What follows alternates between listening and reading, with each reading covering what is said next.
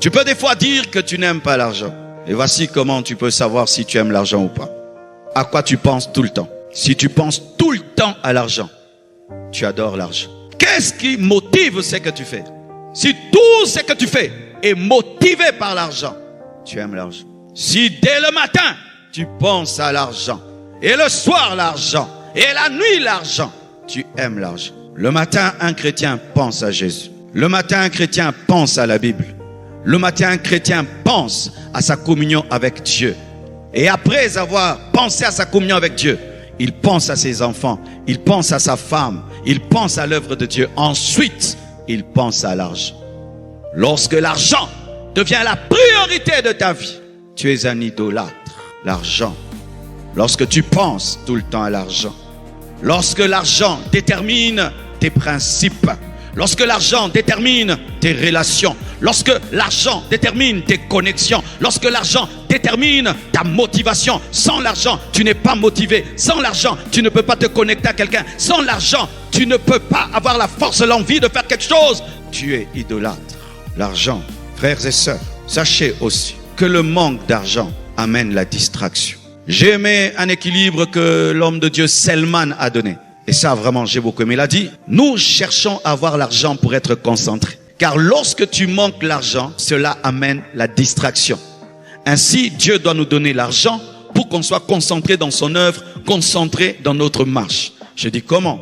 Il dit, oui. Si pendant que je suis en train de prêcher, on m'appelle, on me dit que mon enfant était chassé de l'école, tout d'un coup, je tombe dans la distraction. Si pendant que je suis en train de prêcher, on dit qu'on a chassé l'église parce qu'on ne paye pas le loyer. Heureusement qu'on ne paye plus de loyer, on a acheté. Si pendant que je prêche, on me dit il n'y a pas une voiture pour me ramener à l'hôtel. Si pendant que je prêche, je me dis qu'est-ce que je vais manger, je tombe dans la distraction. Frères et sœurs, au temps de ma pauvreté, j'avais beaucoup de distractions. J'étais dans une doctrine anti-argent où on confondait l'argent et l'amour de l'argent.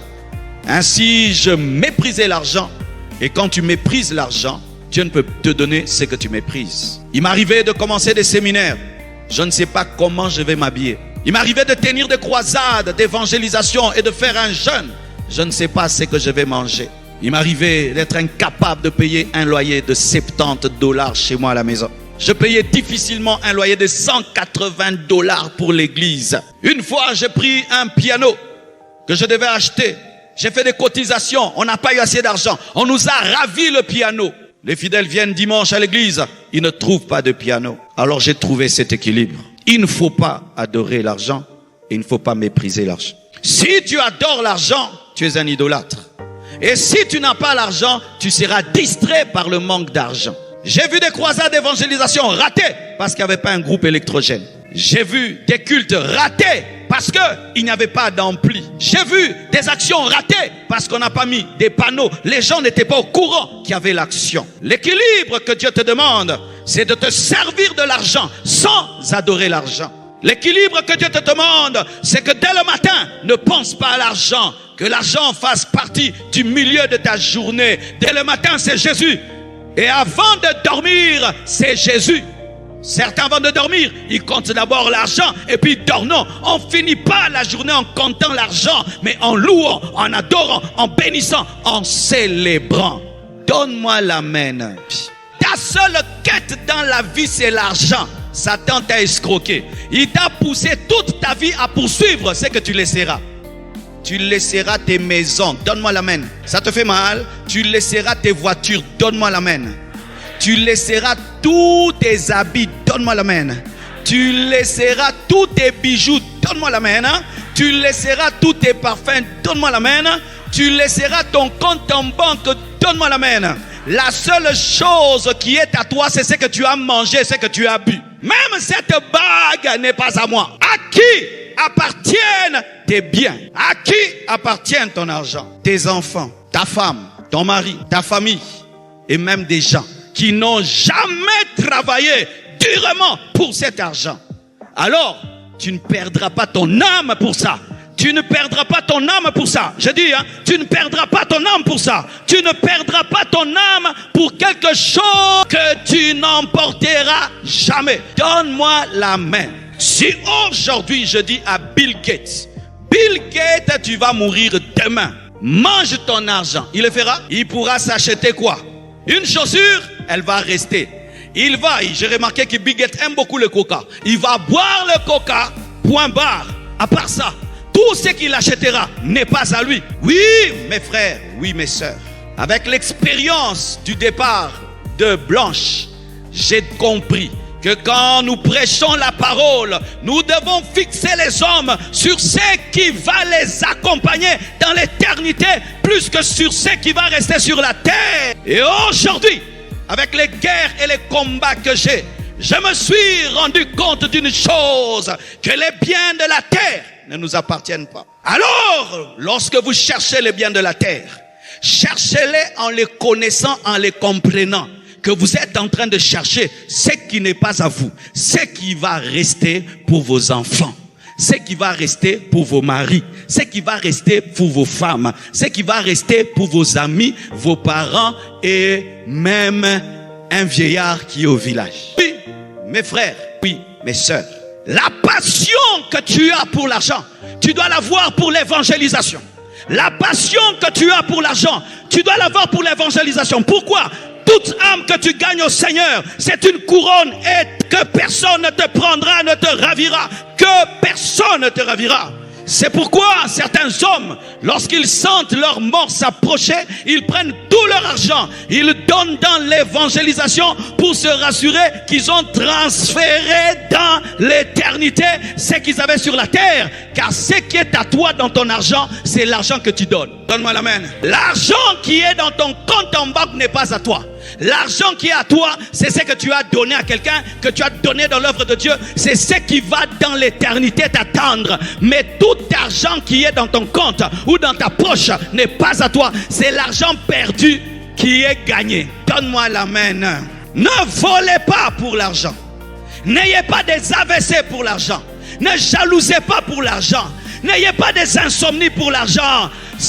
Tu tombes malade pour ce qui n'est pas à toi, qui ne te ressuscitera pas. Avez-vous déjà vu un camion de déménagement qui suit un corbillard? Avez-vous déjà vu une garde-robe qui suit un corbillard? Tu peux avoir 1000 vestes, tu n'as aucune veste. Même la veste avec laquelle on va t'enterrer n'est pas à toi. Ce qui est à toi, c'est ce que tu as fait pour Dieu. Les bonnes œuvres. C'est pourquoi maximisez le temps que vous avez sur la terre pour servir Dieu avec votre argent. L'argent est un instrument que tu dois utiliser pour gagner les âmes, pour faire du bien, pour essuyer les larmes des autres, pour aider les orphelins, les orphelines, pour soutenir les autres. Et là, l'argent a un but. Mais si tu as l'argent seulement pour ramasser, tu n'as rien compris. Tu amasses pour les autres. Oh, donne-moi la main que je parle encore. Un jour dans Jean 12, verset 1 à 6, une femme donne l'offrande à Jésus, un parfum de grand prix. Écoutez Judas, le disciple de Jésus, un vrai Géasi, il a dit, mais il fallait pas faire cette offrande, ça c'est du gaspillage, il fallait qu'on vende pour donner aux pauvres. Et la Bible dit non, il n'avait pas compassion des pauvres, c'était pour qu'ils puissent récupérer dans la caisse. Judas, ce sont ces diacres qui volent l'argent. Oui, cher diacre, quand il y a beaucoup d'argent dans un ministère, l'esprit de Judas vient. L'argent que tu comptes n'est pas à toi. L'argent que tu comptes n'est pas à toi. Et on ne prend pas l'argent dans la caisse de l'église, on dit je vais rendre. Ce n'est pas à toi. Ce n'est pas à toi. Tout diacre qui est voleur a l'esprit de Judas. Il était à côté de Jésus, pas pour l'onction de Jésus, pas pour le ministère de Jésus. Il était à côté de Jésus pour l'argent de Jésus et jusqu'à ce qu'il a vendu le propriétaire de la caisse. Celui qui vole ce qui est dans ta caisse te vendra. Et le caissier qui vole ce qui est dans ta caisse vendra le propriétaire de la caisse. Un homme qui n'a pas peur de l'argent de Dieu vendra l'homme de Dieu. Les diacres, alléluia. Les diacres, alléluia. Diacre, faites attention avec l'argent qui entre dans les paniers. C'est l'argent avec des prières. Oh Seigneur, délivre-moi de la malédiction. Et il donne l'argent. Oh Seigneur, que la sorcellerie de ma famille qui me combat me libère, il donne l'argent. Toi, tu vas voler la sorcellerie de la famille. Toi, tu vas... C'est pourquoi ta vie est sèche et maudite, et maudite, et maudite. Que Dieu te libère de l'esprit de Judas, qui te libère de la cupidité, qui te libère de la cupidité. Donne-moi l'amen, hein? Jésus avait le fardeau des âmes, le fardeau de l'évangélisation, mais Judas avait le fardeau de l'argent. Lorsque tu entres dans un ministère et que tu commences à voir que l'argent, tu as un esprit de Judas. Comment j'aurai? Pour tout ce que tu dois faire, il faut qu'on te motive avec l'argent. S'il n'y a pas de motivation financière, tu n'as pas de zèle. Ton zèle à toi, c'est les francs, les billets te motivent. Les billets te motivent. Tu as l'esprit de Judas.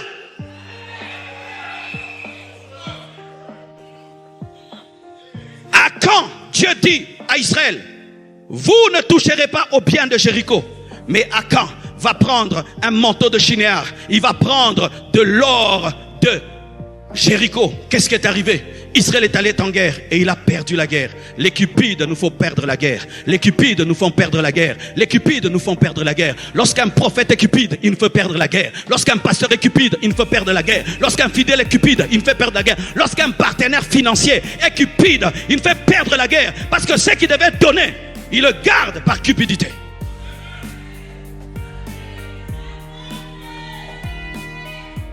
Frères et sœurs, la cupidité nous empêche d'être focalisés sur Jésus. Je me souviens un jour, je reviens de Miami. J'ai prêché là-bas. J'ai atterri à Kinshasa 2 jours après. On m'invite à Makala. À Makala, mes frères, c'est un endroit boueux, à côté de la prison. Un homme de Dieu m'invite à prêcher là-bas. Dieu m'a dit, tu vas aussi prêcher à Makala. J'ai dit, ah Seigneur, de Miami à Makala, MM. De Miami à Makala, MM. Dieu m'a dit, je vais vérifier si tu prêches pourquoi.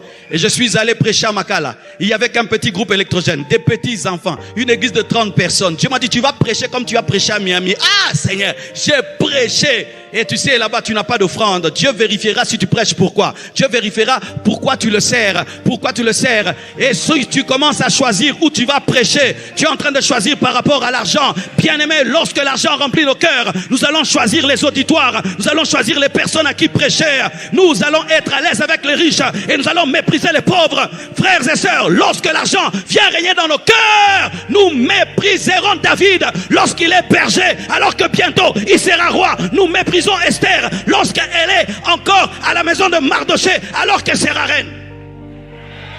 Qu'est-ce qui motive ta vie? Qu'est-ce qui motive ta vie? D'où te vient la paix? Tu as la paix quand? Quand tu es en communion avec Dieu ou quand ton compte en banque est rempli? Quand est-ce que tu as la paix? Si ta paix vient de l'argent, et si un jour une guerre surgit au Congo, et si un jour tout est détruit, où auras-tu la paix? Que votre paix vienne de Jésus. Que votre bonheur vienne de Jésus. Ne méprisez pas l'argent et n'adorez pas l'argent. Équilibre. Alléluia.